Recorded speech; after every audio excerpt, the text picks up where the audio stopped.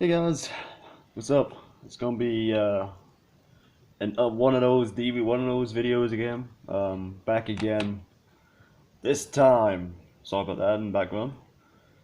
This time we have AEW All Out from September 5th, 2020. This is the controversial event that from last summer's AEW pay-per-view. This is the from last summer where Matt Hardy slammed his head off the concrete in a match against Sammy Guevara. But yeah, I thought I really when I remember this event when I watched it live was I thought the show was alright. I thought the show was good. Good wrestling matches, but the problem was I felt like the Matt Hardy stuff really took me out of it. Like for the most part, it took the crowd out of it because the crowd was like, it was either a lot to do with the Matt Hardy incident, it was kind of eerie, and also the fact that it was the middle of summer in Florida, so it was apparently was very hot, and so yeah, very boiling temperatures.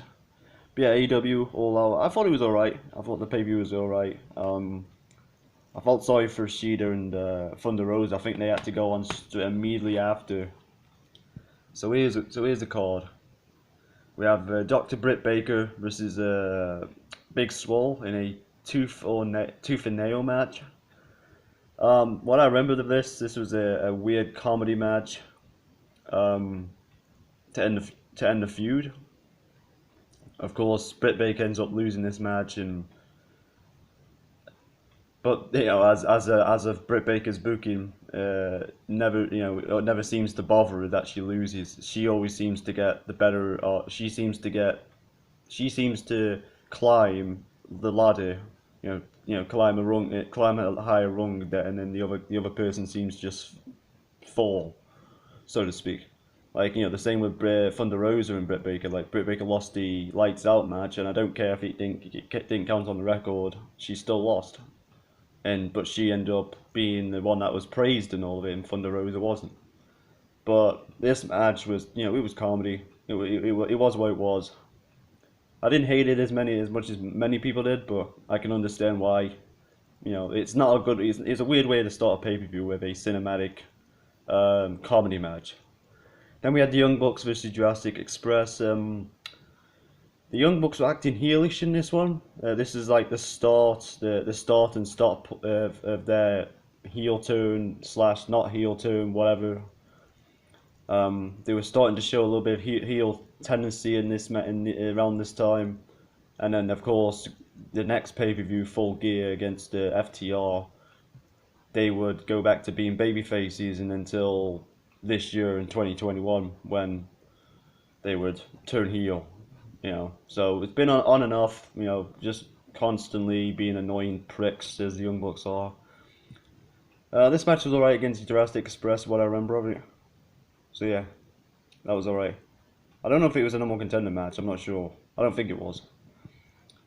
Then you have a 21-man Casino Battle Royal. This is the one where Matt Sydal debuted, and immediately on his debut almost slipped and almost broke his neck.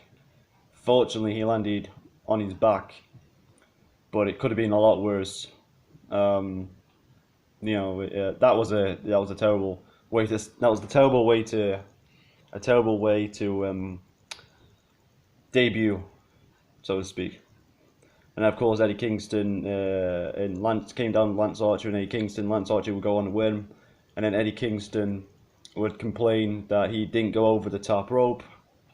That would lead to Eddie Kingston getting the championship match against Moxley after Archer got his championship match. So that was pretty cool.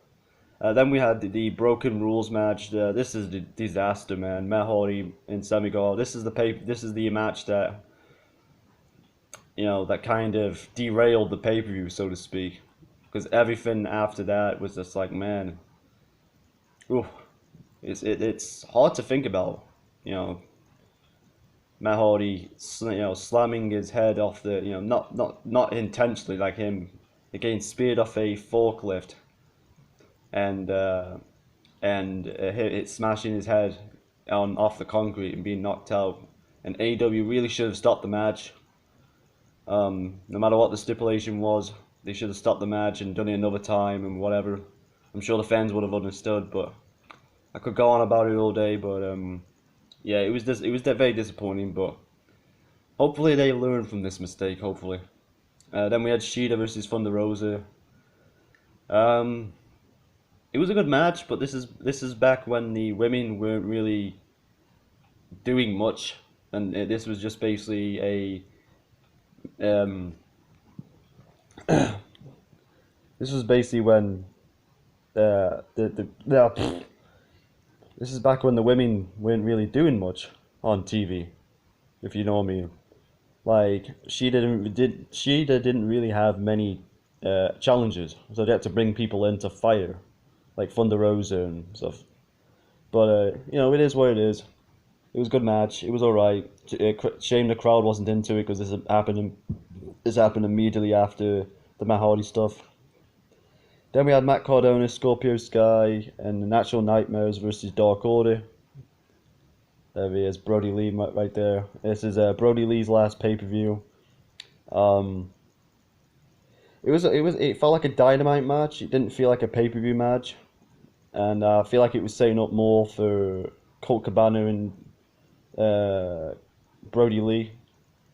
But of course, this was coming off the back. This is also coming off the back of Cody facing Brody Lee, and Cody being squashed by Brody Lee. So this is coming off the back of that. So I was expecting Brody and Dark Order to just win, but then they lost. So I was expecting them to win, and then they lost. Sounds about right.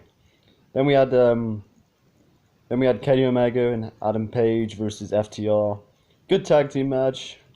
Real fun tag team match. Shame the crowd they didn't seem into it. But maybe it's just me, maybe it's just my recollection. I felt like the crowd was kind of silent throughout most of the rest of the night.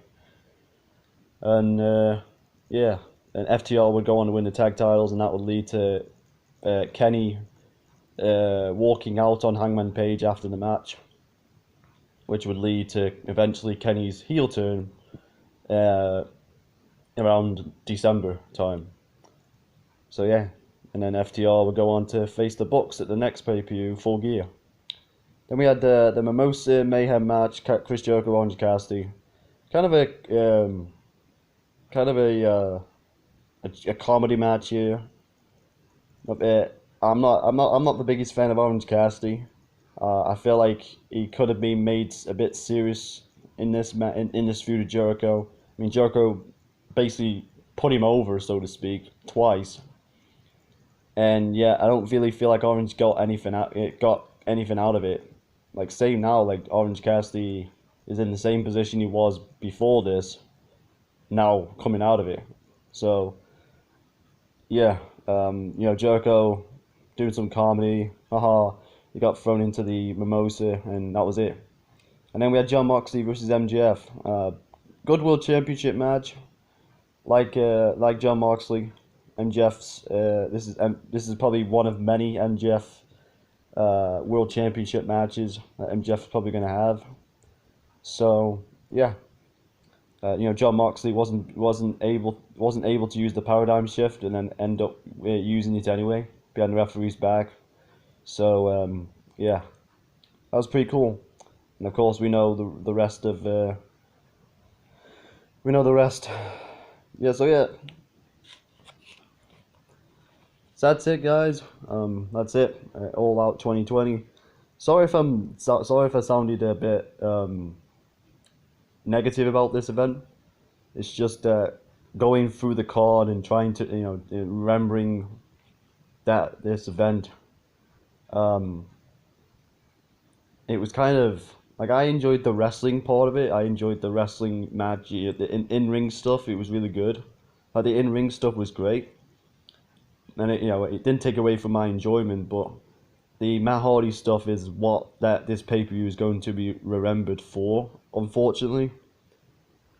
So yeah, you know, and that's a real shame. But it is something that could have been easily avoided with, especially the finish as well. You know, the finish. So a couple minutes into the match, they did that spot where Sammy Guevara spears Matt Hardy off a forklift and goes through a table. And yet the finish of the match was they climb a platform, and Sammy goes off the platform through a predetermined spot where like a not what do you call it, a crash pad. He goes through a crash pad.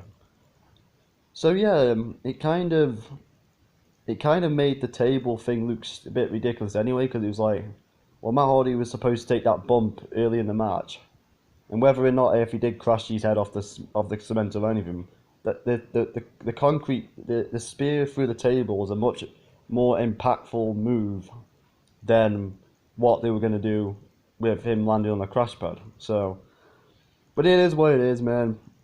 Just just minor nitpicks here. I'm pretty sure this video is probably going to get a couple of thumbs down from the AEW fans, like the last one did. Sorry about that. Well, sorry about that. I'm sorry I'm a bit too negative about this. It's just I want AEW to succeed, but this is like one of the first pay-per-views where I had to go, okay, this is a bit thingy. Hopefully, but I liked Full Gear. I did like Full Gear, so when I get that one, I'll be happy. But it's part of the collection. As a completely, how do you fucking say this? Completist. I'm a completist. I'm a complete lunatic by the sounds of it. Doing this at fucking 4 o'clock in the morning. I'm a completist, so it's good. It's good that I was actually kind of happy when this came available. So maybe I'll watch it back in a couple of days time and